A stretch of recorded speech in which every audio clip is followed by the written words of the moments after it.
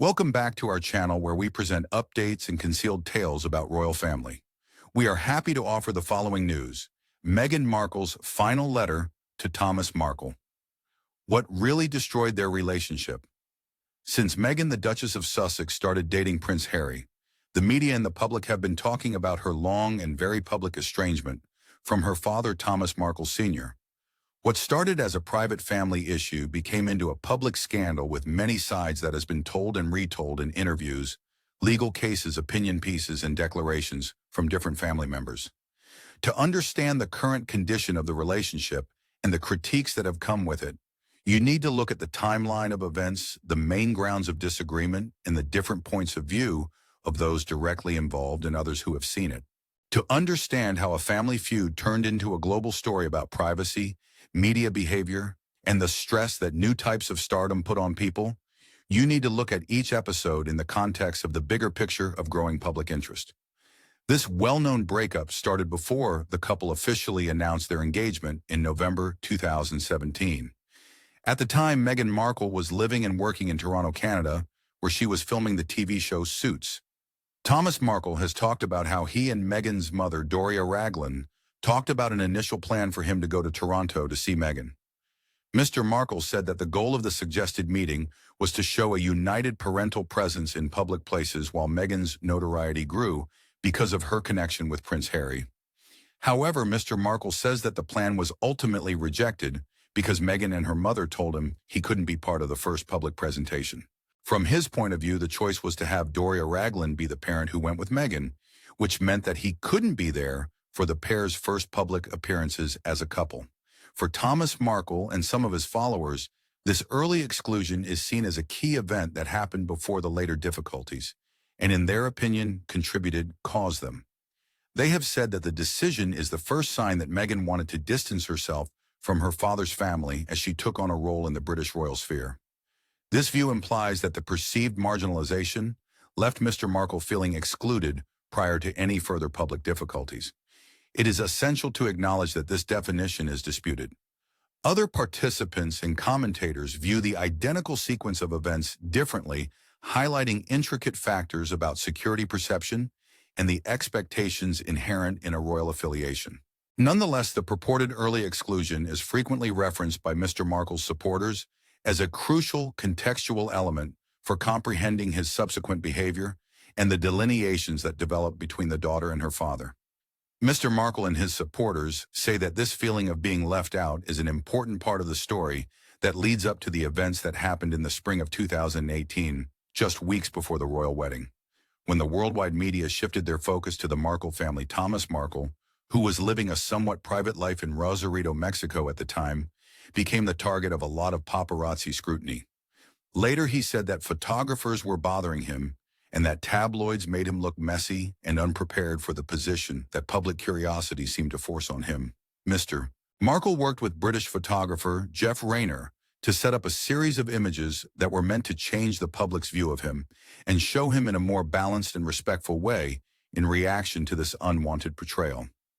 The stage photos in this project showed Mr. Markle in what looked like candid moments, such getting measured for a suit, reading a book called Images of Britain in a Cafe, and looking at pictures of his daughter and Prince Harry at an internet cafe. The newspapers and other media outlets throughout the world that bought these pictures reportedly paid more than $100,000 for them. In celebrity culture, it's not uncommon for tabloids and newspapers to get staged photos from celebrities. These kinds of deals are a reminder of how complicated the relationship is between public figures, middlemen, and the tabloid press.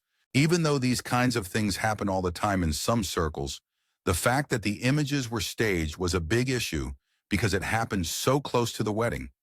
Just days before the wedding, the Mail on Sunday released an article that contained CCTV footage that claimed to reveal the picture shoot was set up with the help of the paparazzi. The release of this information caused a huge public outcry and a media firestorm.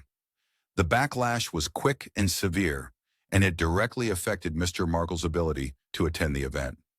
Thomas Markle told celebrity news sites that he had a heart attack and blamed it on the stress of the issue around him. He made a number of contradictory claims about whether he would go to the wedding in the UK. In the end, he said he wouldn't go since doctors told him not to after he had heart surgery. When Mr. Markle couldn't be at St. George's Chapel in Windsor, Prince Charles, who is now King Charles III, walked Meghan part of the way down the aisle. This was widely reported in the news. After the wedding, the distance between father and daughter grew and became more public. Thomas Markle did a number of paid media appearances where he talked about parts of the family's private conversations, how he felt about the photo incident, and how he wanted to make things right. Some people in the media and the public were quite critical of his media strategy, saying that the paid interviews were exploitative or opportunistic. Mr. Markle justified his choice to speak out, saying that it was his main way of trying to reach his daughter when he said he couldn't get in touch with her privately. In June 2018, he went on shows like ITV's Good Morning Britain, where he talked about how sorry he was for the staged photos, begged Meghan for forgiveness, and stated he wanted to get back together with her. Critics of the Duchess of Sussex, including some members of her father's family, say that different parts of her family get differing amounts of institutional backing in media training. They say that Doria Raglan was able to keep her public composure because she was reasonably well connected to the royal family and had access to direction and protection. In contrast, the Markle family had to deal with global media scrutiny without the same level of institutional support. Critics say that this perceived difference was like throwing them to the wolves. They think that Meghan's paternal family members didn't get any official help from palace staff or other advisors on how to deal with constant tabloid questions, so they turned to the press to tell their story and voice their complaints. Samantha Markle, Meghan's father's half-sister, and Thomas Markle Jr., her half-brother, often wrote for tabloids where they publicly criticized the Duchess. This made the family's internal conflicts even worse. From this point of view, if the Markle family had been given the same protection or inclusion, the media coverage of the family's dispute might have been lessened. In her 2021 interview with Oprah Winfrey, the Duchess gave a different reason. She said that the royal institution had told her to follow a no-comment policy that included how her family members acted. This strategy, which is commonly used by public institutions to stop a story from getting worse, meant that she didn't publicly respond to many of the attacks or disclosures coming from her father and half-siblings. This advice was meant to safeguard Meghan and her friends by stopping the public back and forth of accusations and rebuttals. But she says that the constant and often harsh comments from her father and half-siblings made things very tense and finally impossible to handle. Her main concern was that she wanted privacy but was constantly being talked about in public. She said that telling someone to stay quiet in the face of constant attacks can ironically make it harder for that person to defend themselves. In February 2019, 5 of Meghan's unnamed pals did an interview to People magazine in the U.S. to defend the Duchess against what they called global bullying and try to change the way people thought about the situation. One acquaintance talked of a heartbreaking 5-page letter Meghan wrote to her father in August 2018 after the wedding, asking him to stop talking to the media and try to make things right. This account said that the letter was a sincere plea to fix the relationship. After the People magazine piece came out, Thomas Markle sent the letter to the Mail on Sunday, which then published long chunks from the handwritten letter. Mr. Ironmite. Markle said he had to distribute the letter because he thought the People article had its tone and content wrong. He said the letter sounded more like a final farewell than a request for peace. Meghan filed a lawsuit against the newspaper's publisher, Associated Newspapers Ltd. A&L, claiming invasion of privacy and copyright infringement after a private letter from the Duchess was made public. The lawsuit was a big step up, moving the fight from media soundbites and interviews to the formal legal arena where challenged documents, witness testimony, and legal arguments would be used to decide whose claims were stronger. The legal battle that followed lasted for several years and revealed confidential details about the family strife through the release of court records and witness statements. Meghan's lawyers said that the letter was a private message between a daughter and her father, and that it wasn't meant to be shared with the public.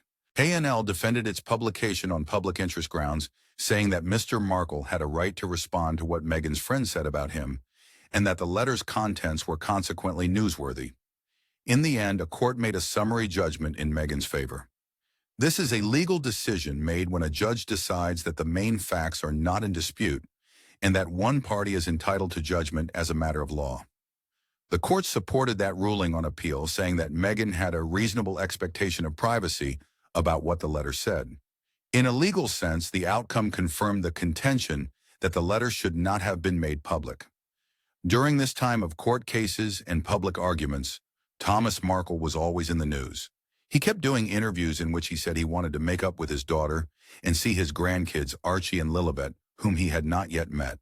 He said in at least one interview that he would keep talking to the press about once a month until Meghan got back in touch with him. He was frustrated at times because he felt like he was being kept out of family life. He said, in other words, "I will do a show once a month at the very least. I'll do another show if I don't hear from them." This strategy kept his situation in the public eye and kept the pressure on, but many people thought it was counterproductive because it would likely make his daughter even less willing to talk to him and make it harder for them to reconcile privately. The concept of public communication, or the mass-mediated voicing of private issues, has been a significant issue in the disagreement. Meghan and her supporters say that her father's constant dealings with the tabloid press have made it impossible for them to get back together. They say that by making private concerns public, he has made it harder for them to reach a private conclusion. On the other hand, Mr. Markle and his supporters say that these media appearances were a last resort for a parent who wanted to be heard when other ways of talking to him were closed. He has said that his media appearances were not an act of treachery, but a result of being ignored and silenced. From his point of view, public appeals were the only way for him to show how upset he was and try to contact his daughter. This argument regarding intentions and means was connected to bigger debates about the Duchess's public role and her support for causes. Meghan and Prince Harry stepped down from their responsibilities as senior working members of the royal family in 2020. Since then, they have been involved in a number of media projects, such as starting the Archewell Foundation, signing a multi-project contract with Netflix, and making a podcast series with Spotify. A lot of these projects focus on ideas like kindness, mental health, and the value of family. Some of Meghan's father's family members and other critics have called her a hypocrite, saying that her public calls for compassion are very different from her apparent distance from her own father. They say that even though she talks about healing and kindness on a worldwide stage, she hasn't used those ideas in her closest relationships. This makes it seem like there is a difference between what she says in public and what she does in private. After the couple's interview with Oprah Winfrey and the debut of their 2022 Netflix docuseries, Harry and Meghan, things got even worse. In those shows, they talked about how bad it was to be in the royal family, making serious claims of racism, not enough mental health support, and organized negative reports on them from inside the institution. These accounts were presented as an expression of their individual viewpoints and experiences. Nevertheless, they also served as supplementary evidence for some who compared Meghan's public critiques of the royal family to the public criticisms directed at her by her paternal relatives. The contrast allowed many to say that Meghan had set a precedent for talking about family problems in public, which made her family members more likely to do the same. In at least one interview, Thomas Markle made that same comparison, saying that Meghan had set a precedent for expressing private complaints in public. He said in his own words, as published, "Harry and Meghan have hurt so many people. They've hurt the whole royal family, my family, Doria's family, and the English people." By saying this, Mr. Markle implied that Meghan's public revelations about racial issues and mental health issues in the palace made his own public disclosures easier to understand because they took away the normal expectation of privacy. Critics of Mr. Markle's position say that the power dynamics and institutional context are very different between a royal institution and a single family. They also say that the decision to publicly share painful experiences about systemic issues is not the same as giving repeated tabloid interviews about a personal relationship. The royal family's official response to the Oprah interview was very calm. Buckingham Palace released a short, carefully worded statement on behalf of Queen Elizabeth II that acknowledged the seriousness of the issues raised and noted that some recollections may vary. This response was very different from the long and often emotional comments made by members of the Markle family in public. The palace's goal was clearly to keep things from getting worse in public and to protect the reputation and safety of the institution. However, individual family members who were not bound by institutional rules were giving unsolicited opinions. In May 2022, Thomas Markle had a serious stroke at his residence in Mexico, and had to go to the hospital, which made the situation much more urgent. According to reports, the stroke caused a major loss of function, including the loss of the capacity to communicate. He needed a lot of therapy to go back to being able to talk and move. The news of his terrible sickness made people even more interested in the family feud. Siblings and other family members, especially Samantha Markle and Thomas Markle Jr., kept the public up to speed on his health and asked Meghan directly to get in touch with their father. The occurrence sparked a new surge of media conjecture and public debate over what the Duchess should do and whether or not she had tried to help her father get the right treatment. After the stroke, there were different accounts regarding whether Meghan had reached out first. Some news outlets said she had privately asked her father's camp if he was getting the right medical care without going to see him or talking to him directly, while other reports based on sources close to Mr. Markle said that no contact had been made. This lack of clarity just made people guess more. The instance highlighted a fundamental difficulty of the broader conflict. A profoundly personal and familial issue was subjected to global interpretation and moral evaluation. People were likely to look at and critique anything Meghan did, whether it was in public or private.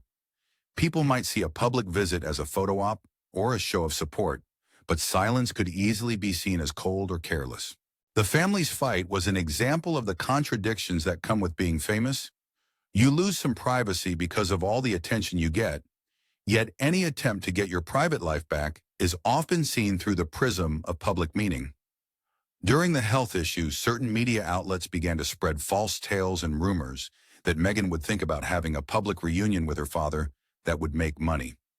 These guesses suggested that any reunion could be turned into content, maybe as part of a high-profile interview or a docu-series which would make money. Meghan's supporters disputed or dismissed these claims, saying they were bogus rumors meant to damage her reputation even more. On the other hand, critics used the rumors to support a larger attack on the Sussexes, saying that they treated their private lives as parts of a business brand. These rumors, whether or not they were true, were part of the story that questioned the truth of any public reconciliation, making people doubt the intentions and the nature of reconciliation itself. The sum of these events shows that the fight between Meghan and her father's family is not one big thing or one small thing. Instead, it is a complex and interconnected story, with claims of early exclusions, a media scandal before the wedding, a high-stakes legal struggle, and a long interchange of public remarks and interviews. The story is full of conflicting accusations, such as betrayal, neglect, manipulation, and at times attempts to make up. People have quite different ideas about who is responsible and who is to blame, based on how they read the facts and the reasons they think the main actors did what they did. From one point of view, Meghan is shown as the main character who took the conscious decision to cut ties with or stay away from family members she thought were problematic or dangerous when she entered a strong and closely watched new social circle. Proponents of this viewpoint assert that in making that decision, she did not provide her paternal relations with the same protection, guidance, or inclusion as appeared to be granted to her mother. They say that this failure put the Markle side of the family under tabloid pressure that they weren't ready for, and that Meghan then ignored calls for reconciliation and help during major health problems. From this line of reasoning, it seems that the Duchess is not living up to her own values of compassion when it comes to her family connections. From a different point of view, Meghan is seen as someone who was deceived many times. First, her father worked with paparazzi right before her wedding, which was an unforgivable breach of trust. Then family members chose to make money off of or talk about private topics. In this story, the staged photos and Mr. Markle's supposed lies when he was confronted were serious breaches that made it very hard to make up. Advocates of this perspective assert that in the face of recurrent public violations, a choice to disengage is a required type of self-preservation. People often point to Meghan's court victory in the dispute over the release of the private letter as proof that the daughter's right to privacy was infringed and that the father's actions put the family's closeness at danger for public notice. At the moment, the relationship is still broken and unresolved. Thomas Markle is still getting well after having a stroke in 2022. He is getting therapy and other help to help him get better and talk better. His kids like Samantha and Thomas Jr. have kept talking about how they want Meghan to get along with their dad and how they want her to talk to him. Meghan, on the other hand, has not publicly talked about her father's sickness. She has kept quiet about it in public records. People have started to talk about that quiet and what it means, whether it was meant to shield someone, be a private response, or avoid more public attention. The greater significance of the debate resides in its illumination of tensions at the nexus of familial dynamics, celebrity, and contemporary media practices. It shows how personal ties, when they are made public, are hard to separate from public stories and business reasoning. It also makes us think about what institutions should do, including if a royal household should help and protect the extended relatives of a new member, and whether it is wrong for tabloids to make money off of private information. The story serves as a warning about how celebrity can break up families, how the public interest and individual privacy can be at odds, and how repeated public performances might hide chances for real private resolution. There is still a lack of clarity regarding how to come to a private agreement, despite the fact that all parties involved have taken a firm stance and have consistently voiced their displeasure in public. Not only do the public statements made by each side convey a certain point of view, but they also have an effect on how the general public and the media perceive the situation. Despite the fact that the primary individuals involved do not wish to engage in private talks that are not visible to the general public, it is quite likely that other individuals will still be able to read into their connection. The end result is a public spectacle that continues with private chats and public opinion, both weighing in on the worries of the family. Due to this, it is difficult to find a solution to settle matters in a calm and compassionate manner. Thank you for watching the video. Please let us know your thoughts and say goodbye for now.